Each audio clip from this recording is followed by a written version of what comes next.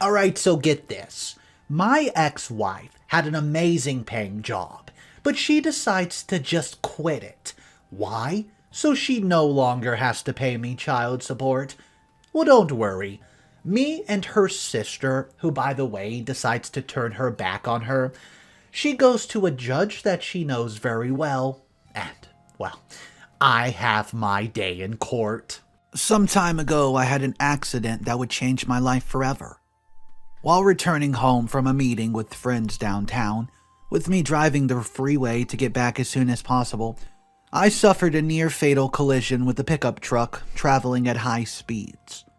I ended up with several injuries all over my body, but at least I came out better off than the other driver who, well, didn't make it, passing away almost instantly.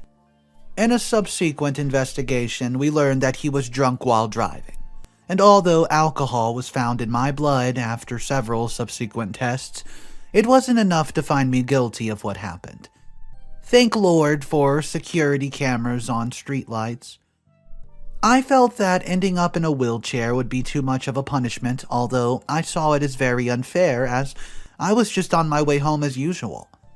I don't plan to talk about the intensity of the operations or the physical and mental pains of getting used to life in a wheelchair. It was one of those experiences that you never thought could happen to you, until you see yourself in the mirror, smaller than usual, unable to reach the cupboard to even get down a bowl of cereal. Things were also intense at home, with my wife getting tired of the new routine of helping me with my daily activities. When I discussed it with my friends, we actually concluded that she was the one who didn't want to help me. My needs weren't that difficult since we had several systems in place to help me do almost everything. Almost, but not all. And she would get annoyed at helping me. Something I considered unromantic and uncooperative on the part of your partner. We both have a boy who is only 6 years of age, and watching his parents argue over things like that breaks my heart. The other day, seeing my wife not wanting to help me with some tools and receiving a scolding from her, the little boy said he would have no problem helping me, even though he couldn't tell the tools apart. He's kind of aware of his mother's abusive state, even for his young age, and it was then that the arguments became bigger. I would say, you understand my position. This new routine is not easy, and her son is paying for things that are not his.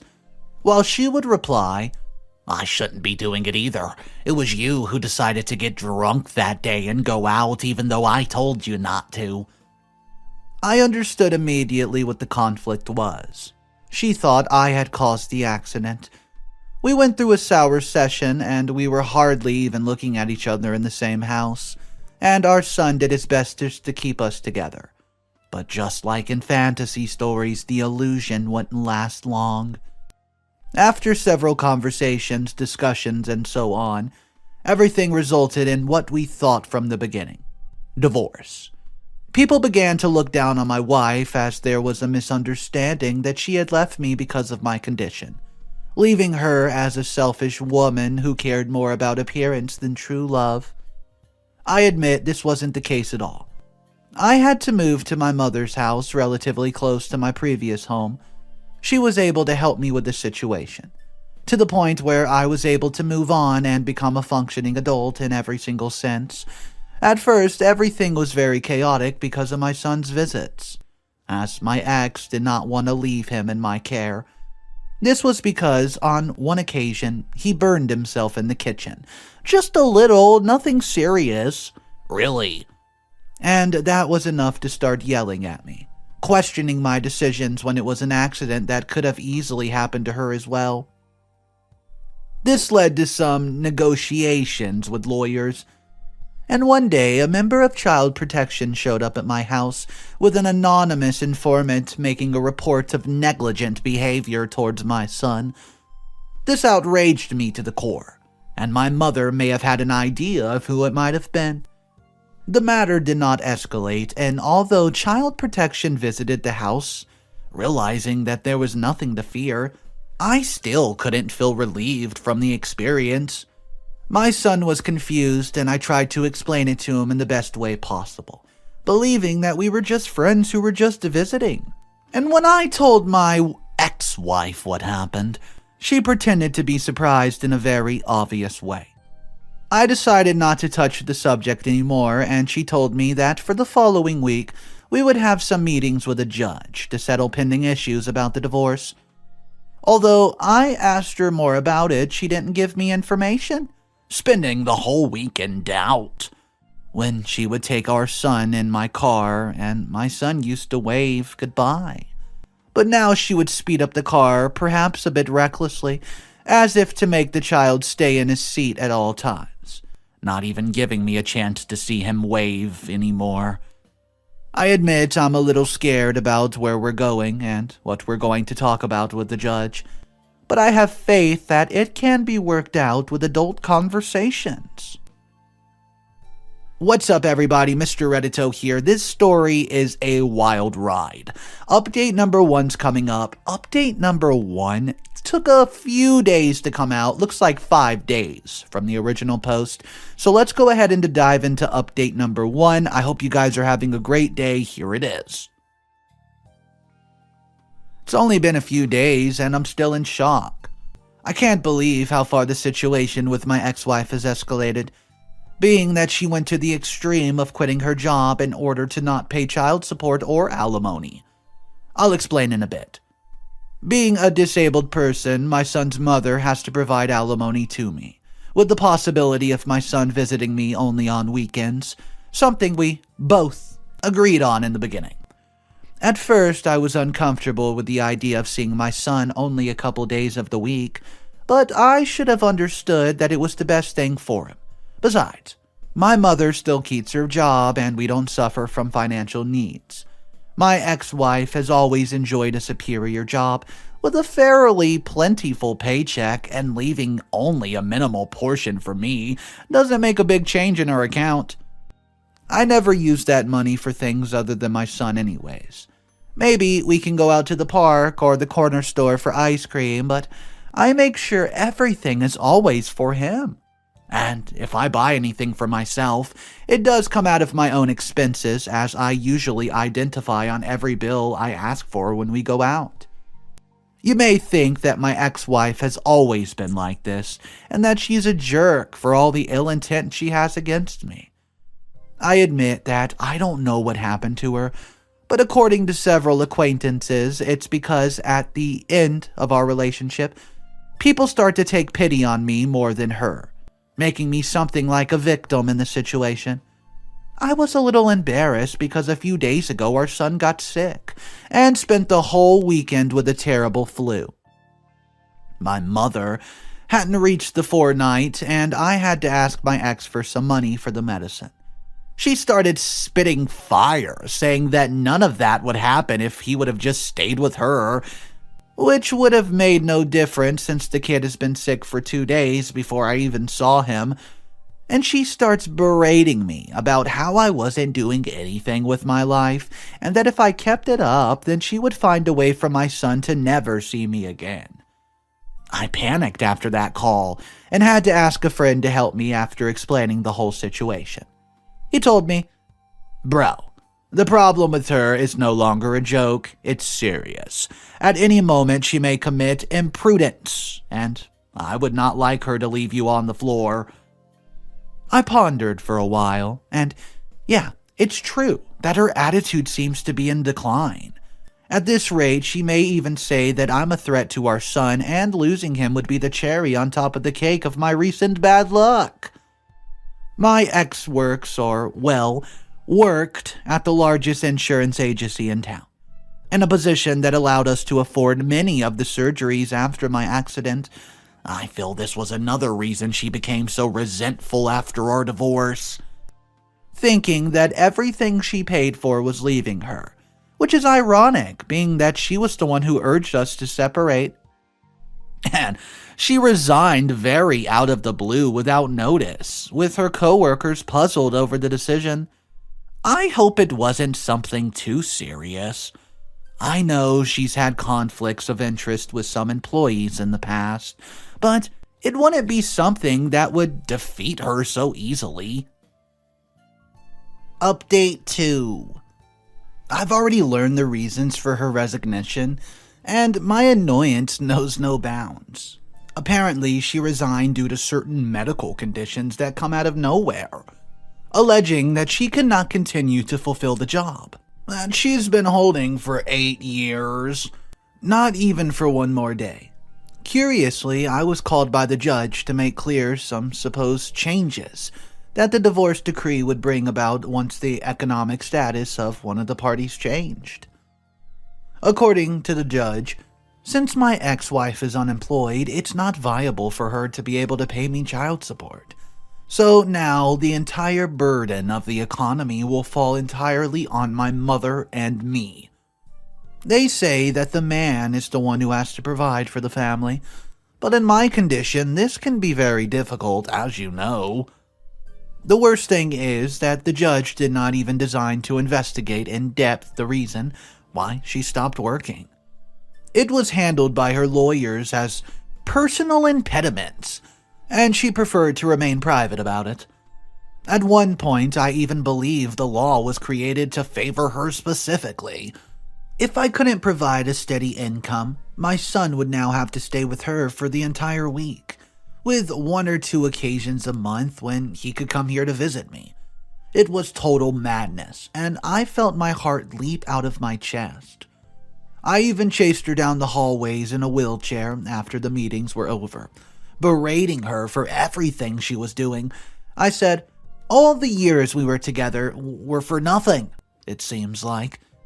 I feel like you're taking it out on your worst enemy, just towards a person whose all he did was to love and respect you. It was a moment of extreme embarrassment for me, and she just kept moving forward, restrained by her lawyer, who told her not to fall into my traps. It all concluded that the weekend visits were now going to be canceled as of next month, which means next week. Yesterday, I talked to my son and explained what was going on. I didn't go into details, I just told him that from now on, he was going to spend more time with his mother and that I was going to be in fine, and a new job that would bring us back together again. He, in his innocence, told me something that broke my soul, and I quote, "If I start going in a wheelchair, will I be able to stay longer with you?" I don't remember if my son had already seen me cry, but I did, and he hugged me for a long time. He cried too, even twice as much as I did, for no reason beyond I'm sad because you're sad. He said he would talk to his mother, but I told him that's not necessary, just to continue to love and respect her and also to protect her, because now he was going to be the man of the house, so he must behave as such. Well, I'm writing this as I wait for my ex-wife to come and pick up our little boy. I feel helpless, smaller than ever, and not just because I'm sitting, but because I start to think that what would happen if I've never been this dang accident? Would things have been the same? Would we even still be divorcing? I just choke up thinking about the possibilities, and the hard thing about it is that there doesn't seem to be a solution. I wish I could go back to work, but my condition is very delicate, and it's not like at my age I could just opt for a new venture. Or maybe I could, I don't know. My mind's not in a good place right now.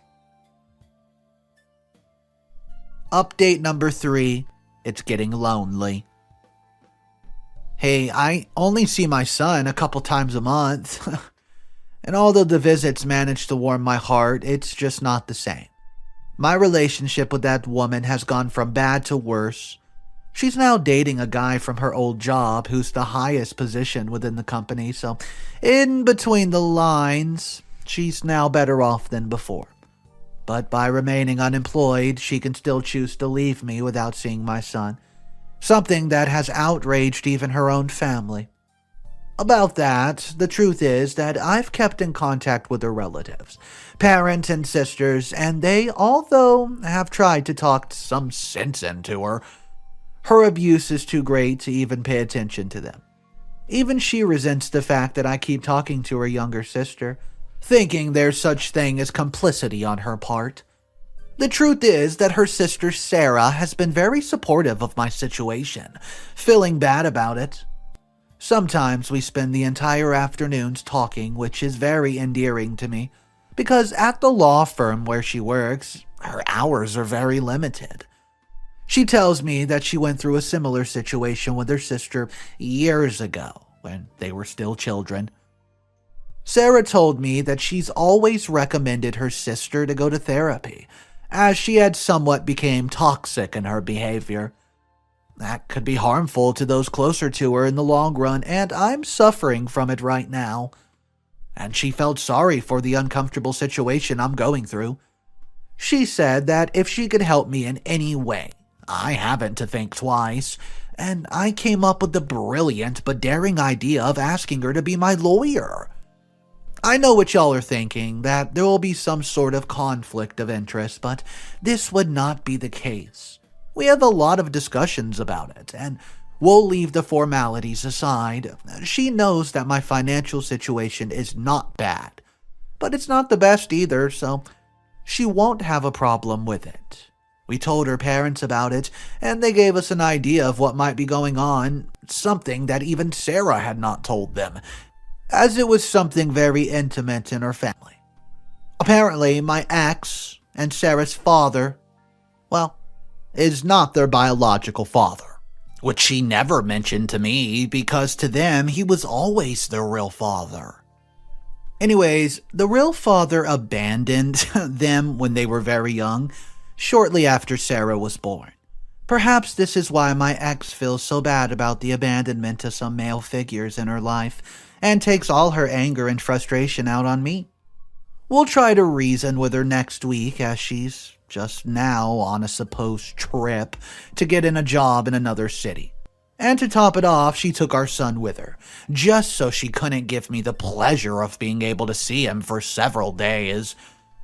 I'm writing this because when she comes back for those meetings we have, I plan to schedule one in particular. She'll be surprised to see her own little sister again. Against her. I still hold up hope that we can find a way to make her see reason and realize what she's doing to me. At the moment, I can only talk to my son on the phone, and we don't usually talk for very long. There are times when his mother cuts him short to tell him that they have to go out, without me even being able to find out how he ended up doing that day. My condition has improved a bit, at least physically, but mentally, it doesn't seem to be quite right. One of my friends told me something to take into consideration. He works in a psychological help center, and at the time when I managed to recover from the accident, he was available for anything I needed in terms of mental health. Now, we brought it up again as he knows how stressed out I've been lately. He said he could talk to one of his colleagues about setting up some sort of sessions for me. Obviously, he can't give them to me as he is my friend, but I don't know his colleague at all, fitting the profile I need. He said he would help me by paying for some of the initial sessions, just to see if I can improve at all. It may not be completely an effective solution, as it'll depend largely on my personal progress, but at least I'll have something to distract me and some tools with which I can solve some of my internal conflicts. This next week will be harsh, but I hope to overcome it fast. Update number 4. Okay, so a lot's happened. Very good things and not so good things. I'll start with my ex-wife's situation. Apparently, she managed to get a new job in another city and considers moving with our son. Something that has me surprisingly nervous. I spoke to her sister, Sarah, calling my ex to a meeting, where she was surprised to see her little sister going against her. While it was awkward at first as the conversation went on, it all became somewhat personal. We talked about this new employment status and plan, and how she would still have to be paying child support in the meantime. The first thing my ex said was that she would do it as soon as the job, quote, hit the ground running. That's when she starts operating as a regular employee there, which would be about the next 2 months. However, she was already making plans to move to the other city, So how would you make plans to move 2 months away from starting work? Sarah and I saw that as a red flag and very strange, and thought there was something else going on. She would have to have extra income to make ends meet, and we decided to look further into this, but I'll explain how that conversation ended. Everything got complicated when we started to confront her about this data, demanding explanations. I swear for a moment she seemed to panic, and that's when she starts to re-demonstrate against her sister. "This is so you, Sarah," she would say to her, sounding like we were in a soap opera. "Whenever I try to move forward with my life, you go to great lengths so you can ruin my plans." Sarah was both confused and angry, and she kept telling her that they were grown women now, and that she should have behaved like one if she wanted to be treated like one in the situation. My ex-wife got up from the table, asked her lawyer to accompany her, and they simply walked out of the place, without even looking back, leaving us alone and silent. Sarah began to cry softly as I felt I should apologize for everything, but she just told me that she was going to do whatever it took to get me back together with my son. That's only on my ex-wife's side, regarding my mental health sessions, and that's right, it was more than one. Everything started well. I met Edgar, who was almost 20 years of experience in the area of psychology. We talked a lot about my situation, and we even thought that my emotional and family situation was an apology for my physical situation. I told him about the episodes of doubt that I had, where I thought that it would have happened if I've never had the accident. He told me that the crash had not been my fault, and that in that sense, I should not worry about what I or anyone else might think about. I understand that the conflicts with my ex-wife aren't my fault either, as I'm dealing with the behaviors of an external factor that I seriously can't control. In that sense, I was even relieved to have ended the marriage, as it made me realize how horrible my future would have been if I had continued. Well, after our conversations, he gave the verdict that I'm a good father, and that he would not mind being a witness at some point, if it's required. He tried to talk between the lines, but I didn't quite understand what he meant. From our sessions, I was able to improve a bit as a person. I decided to resume my exercise routine and discovered something positive in my posthumous visits to the doctor. Don't be alarmed, but at the rate I'm going, I may be able to regain 20% mobility in my legs. Apparently, it's enough to be able to get around on crutches, so I can walk around the house freely without a chair. I haven't told my son because I'm waiting to see him again to give him the good news.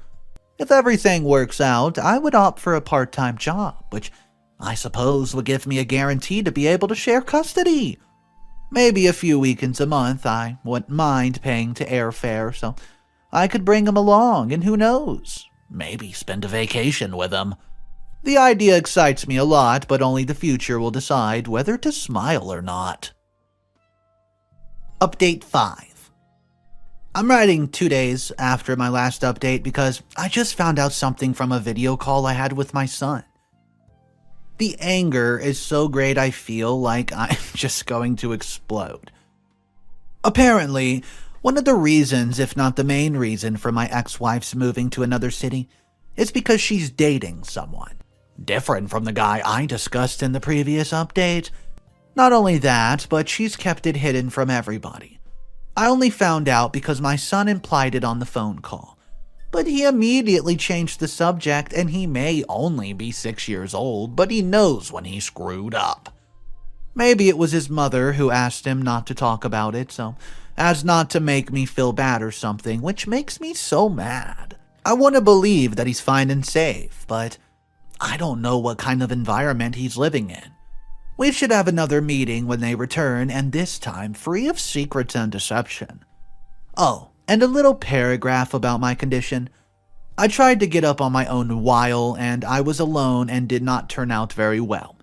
I ended up falling face first on the floor, and although I had no trouble getting up, the fact is that I hit my hand, and now I have a bruise the size of a grape.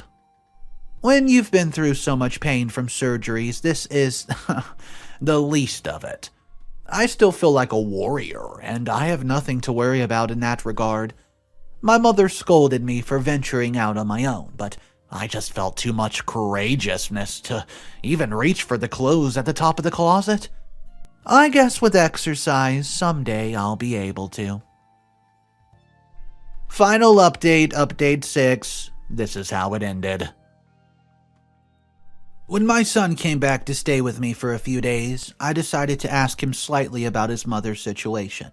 He didn't tell me much about it, only that they now had occasional visits from a guy in the new house, with whom my ex-wife was seeing in private. For the moment, there was nothing wrong until he revealed something that chilled me. The other day, they went to the zoo, and while he was looking at the giraffes, he lost sight of his mother, panicking and looking for her all over the area, but trying not to look very scared at the same time. When they found them minutes later, she was with the guy as if nothing happened. This seemed to me to be a rather negligent act on her part, and was for me the last straw that broke the camel's back. Asking for a new meeting with the judge. This time I would be assisted by my ex-sister-in-law Sarah, with whom my ex-wife was no longer on speaking terms with. In fact, she detached herself from all connection with her family, ceasing to write them and ignoring their calls. Something I find very low on her part, just because they were supporting me in our situation. During the new meeting, Sarah touched on very important points, some that I don't think any other lawyer would have even attempted, perhaps because of their family status. Although it was a strong case, the judge allowed all the evidence, until my ex-wife in a way exploded. She started saying a lot of things about me and Sarah, thinking we were even having an affair, which made no sense since Sarah has a partner. And it all led to a brief bout of jealousy with a victimization complex that was later proven. Edgar, my psychologist, was even called in, and he had no problem showing up to corroborate the fact that I wasn't only a good father, but that I was mentally more capable of even having full custody of my son.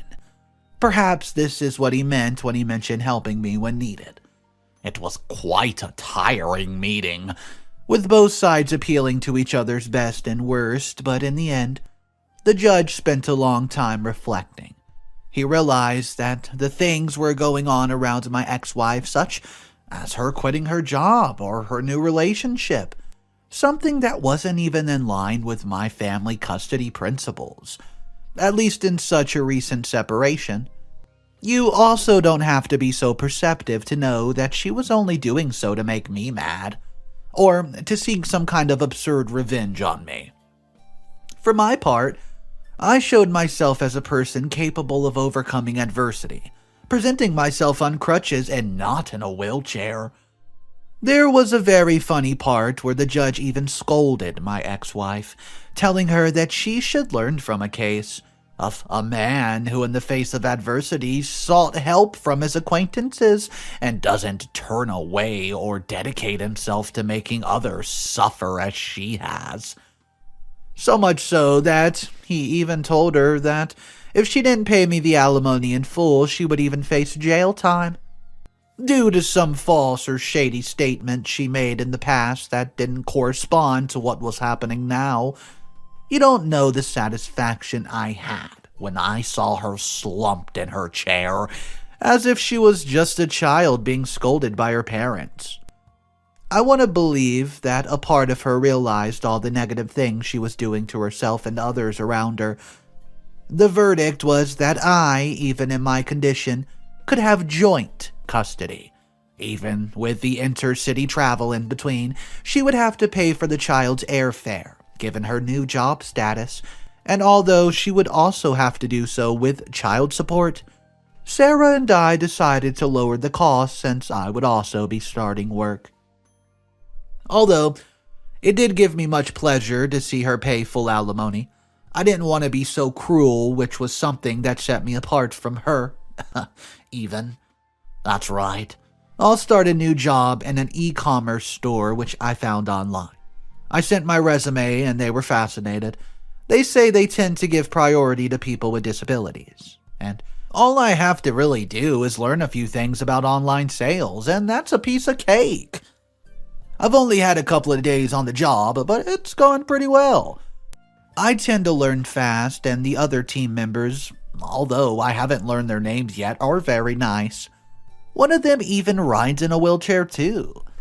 My physical condition improved, and although I like to walk on crutches, my body weight is too much for me to walk all day, so I have to stick with the wheelchair sometimes. Sarah's considering something serious with her boyfriend, and she told me that if there were to be a wedding, I was going to be on the guest list, above her sister, with whom we haven't had that much contact lately.